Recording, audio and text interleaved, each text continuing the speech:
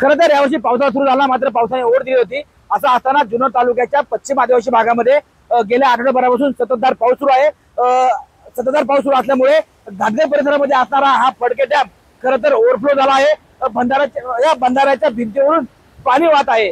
खरं तर वर्षा पर्यटनासाठी प्रसिद्ध असणाऱ्या नाणेघाट पासून हा फडके बंधारा अगदी जवळ आहे आणि त्यामुळे या फडके बंधाऱ्यावरती पर्यटकांची मोठी गर्दी होत असते। लोणावळा येथील बुशी डॅमच्या पार्श्वभूमीवरती हा फडके बंधारा बनवला आहे।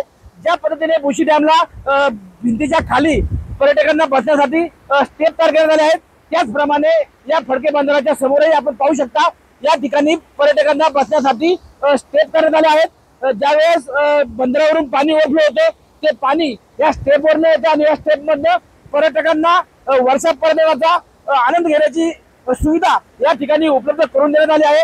मात्र यावर्षी पावसाळा सुरू झाल्यानंतर वर्षा पर्यटनाच्या काही घटना घडल्या, काही दुर्घटना घडल्या, त्यामुळे प्रशासनाने कुठेतरी पर्यटनावरती काही निर्बंध लागले आहेत आणि त्याच निर्बंधाचा फटका कुठेतरी या फडके बंधाऱ्याला बसलेला आहे।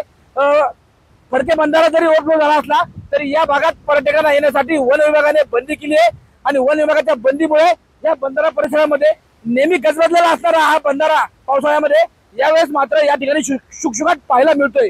खरं तर आपण पाहू शकताय या ठिकाणी मोठ्या प्रमाणामध्ये या फडके डॅमच्या भिंतीवरून पाणी वाहतंय आणि पाण्याचा वेगही जास्त आहे।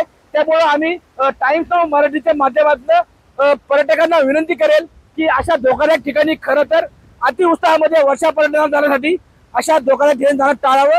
प्रशासन आपल्या हितासाठी काही निर्णय घेत असतं। प्रशासनाने ज्यावेळेस या ठिकाणी पर्यटनाला बंदी केली आहे त्यामागे प्रशासनाचाही काही चांगला हेतू असू शकतो।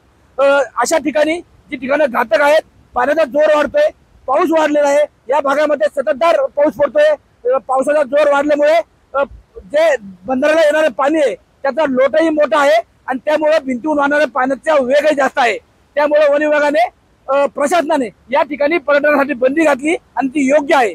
आम्ही टाइम्स ऑफ मराठीच्या माध्यमातून पर्यटकांना विनंती करतो, पावसाळा सुरू झालाय, वर्षा पर्यटनाच्या अनेक स्थळं आता निसर्गाने खुलली आहेत। आपण पर्यटनाचा आस्वाद नक्की घ्या, मात्र अशा ठिकाणी ज्या ठिकाणी तुमच्या जीवाला धोका होऊ शकतो अशा ठिकाणी पर्यटनाला जाण्याचं टाळा। टाइम्स ऑफ मराठीसाठी सचिन तोडकर, घाटघर, जुन्नर, पुणे।